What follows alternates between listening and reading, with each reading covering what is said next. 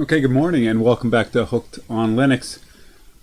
Today we want to take a look at openSUSE, openSUSE, however people pronounce it.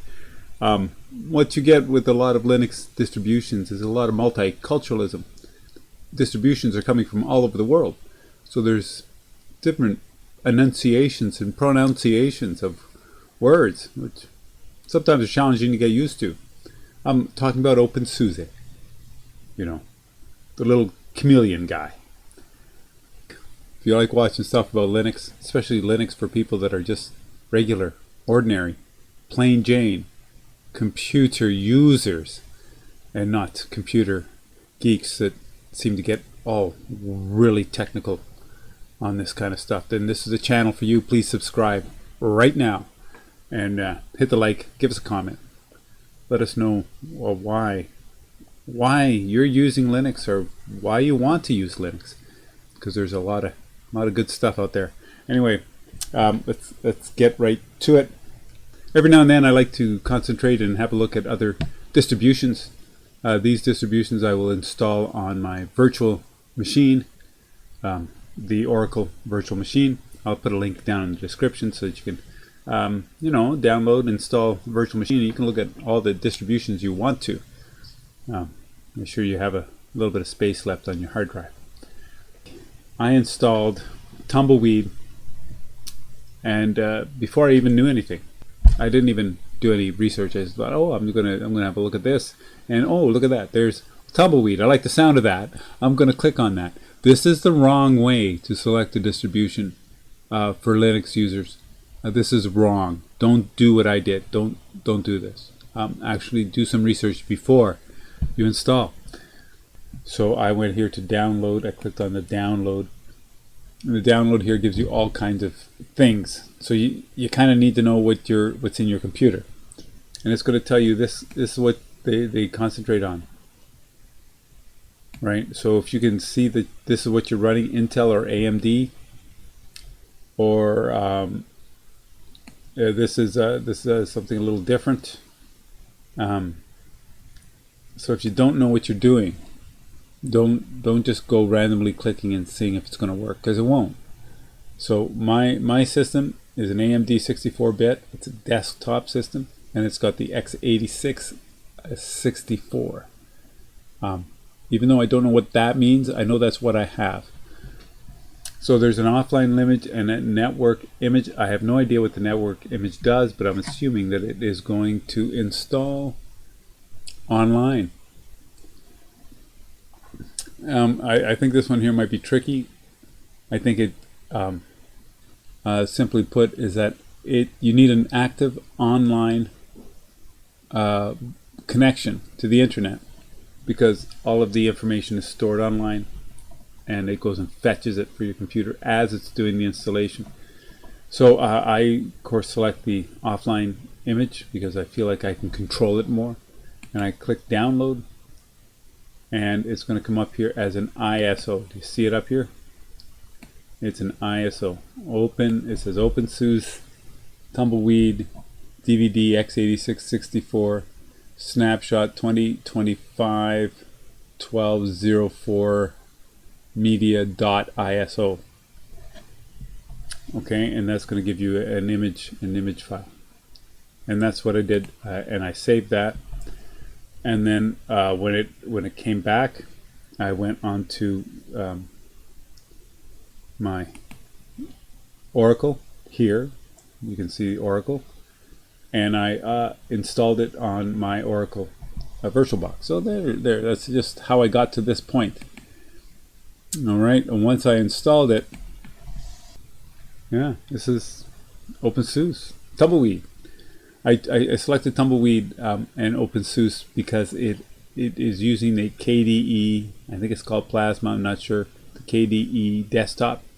And the more I learn about companies like KDE and the work that they've done with Linux, then I'm choosing to look a little bit more at who's behind what I'm using. Anyway, so Hooked on Linux is here, and we're going to log in.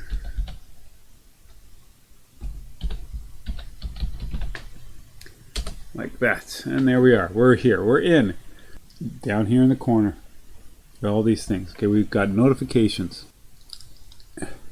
One unread notification. Middle click to enter. Middle click to enter the do not disturb mode. So I'm going to click on it. Notification, pardon me, comes up, and it says updates are available.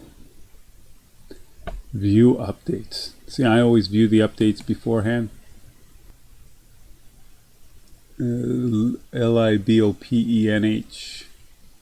It's this, and update from that way. Okay, we could update it. That's one update. That's one update. And it says update all. Should I? Yeah, let's see what happens. I have no idea how this is going to work, but it's updating. So here in Discovery, Discovery is where all your software is located. It sounds like I'm speaking with authority, but really I'm guessing. I don't know yet. You're seeing this. If you're seeing this for the first time, welcome. So am I. This is the first time that I'm seeing this. And it's been updated. It's got a little check mark there. That's good. Okay, so here we can look at let's go on development here. So if you're a guy who's doing programming or developing software or whatever, here we've got all of these little things, which I have no idea what any of this is, because of course I don't do any of that stuff. And it's all here, so you can upload or download these things and install them on your computer. That was development, accessible, education, games. They've got games here too. Just rudimentary games, nothing exciting. Okay, all right, different games for you guys. Games, to me, games are just a killer, just a time killer, right? However, for solitaire games, this one is very good. If you're up for it. At any rate, this is where you're going to collect all of your software in here, and we can go and I'm going to click on installed up here. If I can. If it lets me, it does. And it's telling me all that's already installed on your system. And there's literally hundreds of things. And so it becomes very challenging for you to know right off the hop what's installed and what's not installed. Okay, now our menu. We're going to pop up our menu. Our menu looks very easy. It's very navigable. I mean, is that the right word? Navigable. Applications here, places, all your power down, power up buttons. Favorite. This is favorites. See, favorites shows up here. All applications shows up here. If I click on development, it all shows up here. Right? Everything goes kind of cool. Then we got some graphics software pre-installed. Internet is there. This one uses Firefox as its default browser. Different things. Okay, awesome. Multimedia is VLC. Office is LibreOffice is always. It seems to be the go-to there, and system informations are here. I'm finding the more that I'm looking into other distributions that there's nothing new under the Linux sun. Everything is pretty much the same. So what I tend to look for when I'm looking at a distribution and how viable it would be for me. So I can go up here and I can be saying, you know what, I do a lot of editing, sound editing. Let's see what we've got here. Development, graphics, multimedia. So I do a lot of sound editing. So I would be using some kind of, software for that. So I would be looking at, I would open up Discover like this, and I would be multimedia. Let's have a look at is multimedia what I want? Yeah, I think it is. Okay, audio and video editors. I click on that and I'd be saying, okay, these are my preferred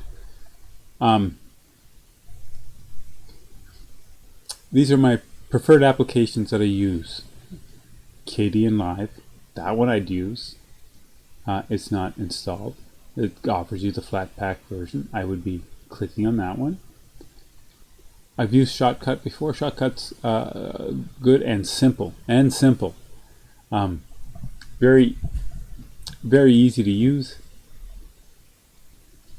And then I would be looking for. There's K-Wave, the sound editor. That's a good one. I would use that one. But my my audio editor of choice is not here. My audio editor is Audacity, and Audacity doesn't show up here. So that's telling me that, well, it's not telling me anything, but it's basically saying I'd have to go outside of the software repository for openSUSE. openSUSE, I like that. openSUSE, for openSUSE to get it.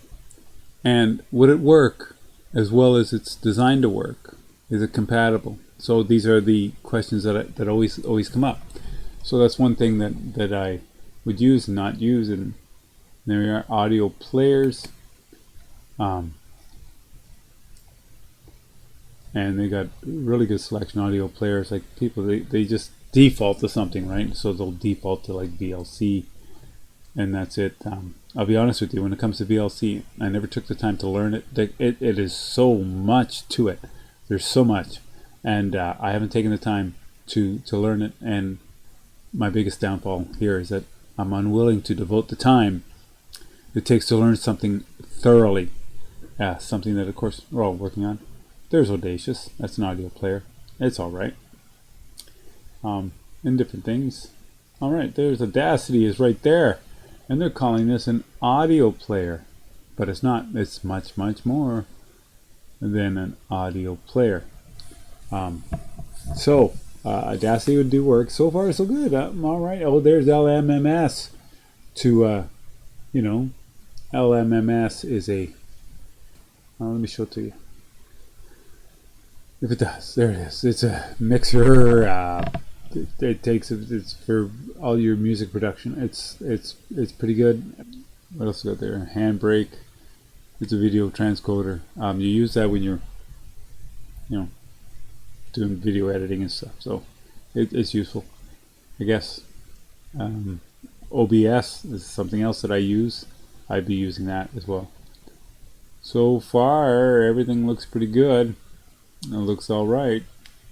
So let's go back here.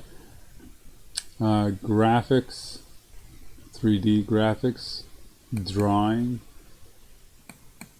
painting and editing, right?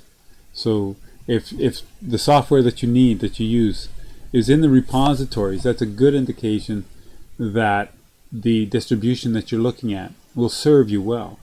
Especially if they come here and they're rated. You can see how this one here is rated high. Let's have a look at some of these ratings. I like GIMP. I use GIMP.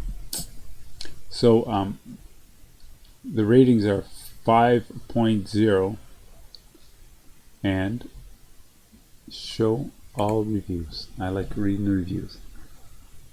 The thing about reviews is that there's two types of people that write reviews. Those that are so impressed they got to say something about it, tell people about it. And the ones that are unnerved by it. The ones that are happy with it and just get right in there and just get using it won't write the review because they're using it.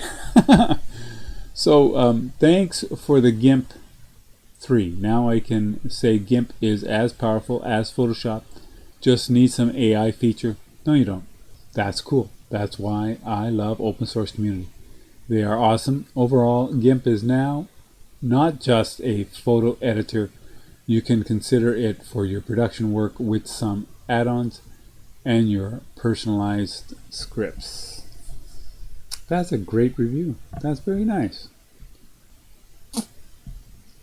Para professionals prade. Okay, that's a different language.